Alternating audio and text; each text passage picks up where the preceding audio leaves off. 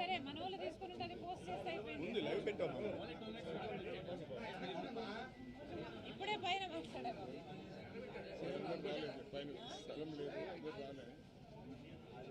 Okay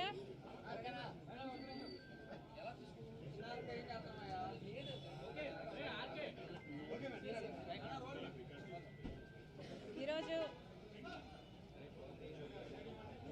75వ గణతంత్ర దినోత్సవం సందర్భంగా కాంగ్రెస్ పార్టీ దేశ ప్రజలందరికీ, తెలుగు ప్రజలందరికీ, ఆంధ్ర రాష్ట్ర ప్రజలందరికీ మనస్ఫూర్తిగా శుభాకాంక్షలు తెలియజేసుకుంటుంది కాంగ్రెస్ పార్టీ. ఈరోజు రాజ్యాంగాన్ని కాపాడుకోవాల్సిన అవసరం రాష్ట్ర ప్రజలు బాధ్యత అయ్యింది. రాజ్యాంగాన్ని అన్ని రకాలుగా కాపాడుకోగలిగింది ఒక కాంగ్రెస్ పార్టీ మాత్రమే.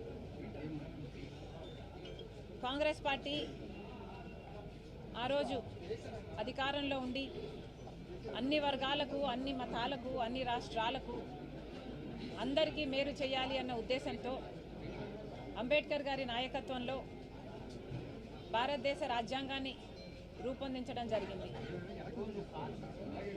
దానివల్లనే ఈరోజు భారతదేశ పౌరులందరికీ హక్కులున్నాయి. ఈ హక్కుల వల్లే ఈరోజు ప్రపంచంలో మనకు గౌరవం ఉండడమే కాకుండా భారతదేశంలో కూడా పేదవాడు సైతం బ్రతకగలుగుతున్నాడు అంటే దానికి కారణం మన రాజ్యాంగం కల్పించిన హక్కులు. కానీ రీజనల్ పార్టీస్ అధికారంలోకి వచ్చి నియంతల్లా మారి కొన్ని రాష్ట్రాలలో రాజ్యాంగాన్ని కాలరాస్తున్నారు. ఇది జరగరాదని, దీన్ని ప్రోత్సహించరాదని కాంగ్రెస్ పార్టీ ప్రజలందరినీ హెచ్చరిస్తుంది.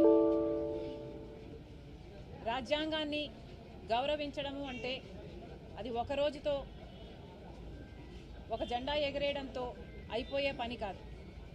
రాజ్యాంగాన్ని గౌరవించడం అంటే రాజ్యాంగంలో మన దేశంలో ఉన్న అన్ని కులాలను, అన్ని మతాలను, అన్ని వర్గాలను అందరినీ సమానంగా చూసి అందరినీ సమానంగా గౌరవించడమే కాకుండా బడుగు బలహీన వర్గాల ప్రోత్సాహం కోసం చేయాల్సిన కృషి ప్రభుత్వాలు చేయాలి. కానీ ఇటీవల కాలంలో నియంతల్లా మారిన రీజనల్ పార్టీ ప్రభుత్వాలు ఇవి అమల్లో పెట్టడం లేదు అన్నది స్పష్టంగా కనిపిస్తుంది. అంబేద్కర్ గారు దళితుల కోసం ఎంతగానో పోరాటాలు చేశారు. కానీ ఈరోజు అట్టడుగున ఉన్న ఆ బడుగు బలహీన వర్గాలకు న్యాయం జరగడం లేదు. ప్రభుత్వాలేమో పెద్ద పెద్ద స్టాచ్యూలు పెడుతున్నాయి, స్టాచ్యూ ఆఫ్ సోషల్ జస్టిస్ అంటున్నారు. కానీ నిజానికి చూస్తే సోషల్ జస్టిస్ సమాజంలో ఉందా అంటే లేదనే చెప్పాల్సి ఉంది.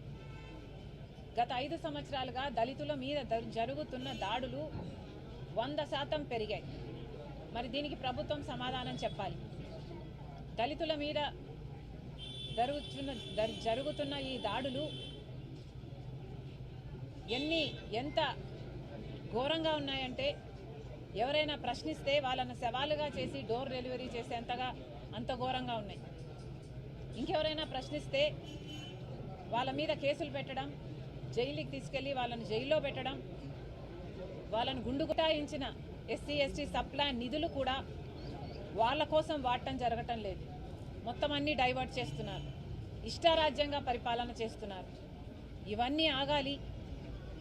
దళితులకే కాదు ప్రతి వర్గానికి చెందాల్సిన గౌరవం వారికి చెందాలి. ఇవన్నీ సాధ్యం కావాలి. రాష్ట్ర ప్రజలందరికీ విన్నవించుకుంటున్నాం కాంగ్రెస్ పార్టీ తరఫున. ఈ 75వ గణతంత్ర దినోత్సవం సందర్భంగా ఆంధ్ర రాష్ట్ర ప్రజలందరూ కూడా మన జాతీయ జెండా సాక్షిగా ఒక ప్రమాణము చేయాలి.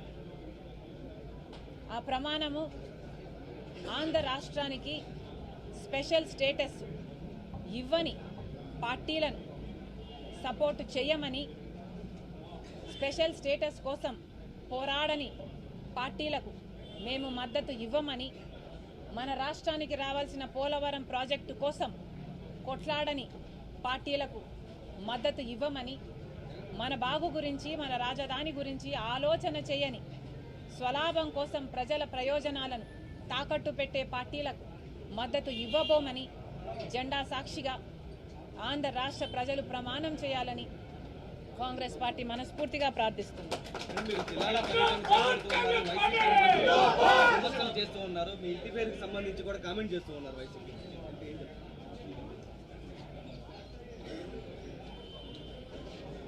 ఎవరో నాకు కితాబిస్తే నా విలువ ఎక్కువ కాదు, ఎవరో నాకు కితాబు ఇవ్వకపోతే నా విలువ తక్కువ కాదు.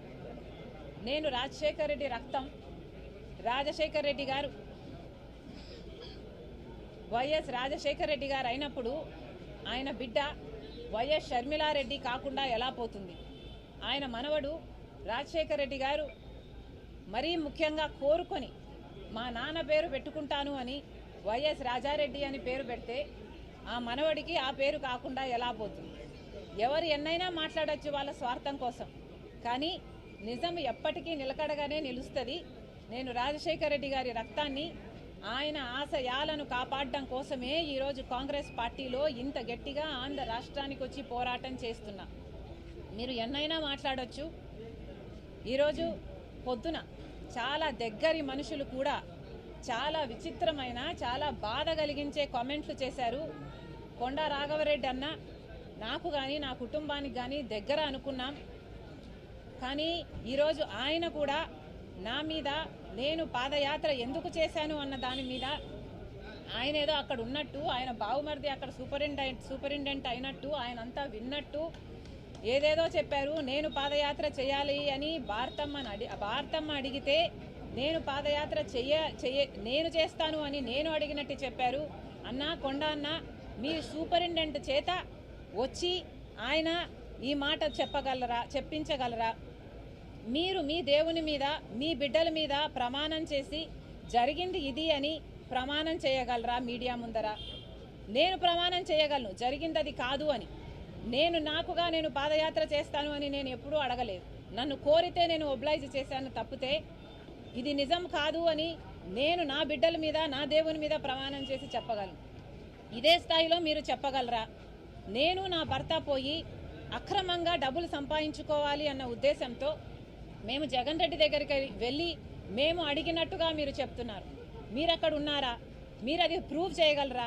కనీసం నేను విజయవాడకు ఆ ప్రమాణ స్వీకారం రోజు తర్వాత ఒక్కసారి ప్రైవేట్ అఫైర్స్ విషయంగా పోవడం తప్పితే, అది కూడా విజయమ్మ గారితో సహా నా భర్తతో కాదు పోవడం తప్పితే, మొన్న పెళ్లి కార్డు ఇచ్చేంత వరకు నేను ఎప్పుడూ పోలేదు. పోనీ నేను వెళ్ళానని మీరు ప్రూవ్ చేయండి, మీ మాట నిజం అనిపించుకుందాం. ఎందుకన్నా దేవుడు చూస్తున్నాడు. మీరు నిజాలు నిక్కచ్చిగా చెప్పేట్టుకుంటే మీ విలువ పెరుగుతుంది. కానీ ఒక ఆడపిల్ల మీద అబాండాలు ఇలా వేస్తే, రాజశేఖర రెడ్డి బిడ్డ మీద మీరు అబాండాలు వేస్తే ప్రజలు గమనిస్తున్నారు. దయచేసి ఇలాంటివి చేయకండి. నాకు నేనుగా నిస్వార్థంగా పాదయాత్ర చేశా. నిస్వార్థంగా జగన్మోహన్ రెడ్డి గారు ముఖ్యమంత్రి కావాలని కోరుకున్నా. ముఖ్యమంత్రి అయినాక నాకు ఈ పని కావాలని కానీ, నాకు ఈ పదవి కావాలని కానీ నేను ఏ రోజు కోరిన దాన్ని కాదు. దీనికి సాక్ష్యం మా అమ్మే. ఈ విషయాలన్నీ అమ్మకు తెలుసు. మీకు దమ్ముంటే అమ్మ చేత చెప్పించండి. పాదయాత్ర భారతమ్మ చేయాలనుకుంది.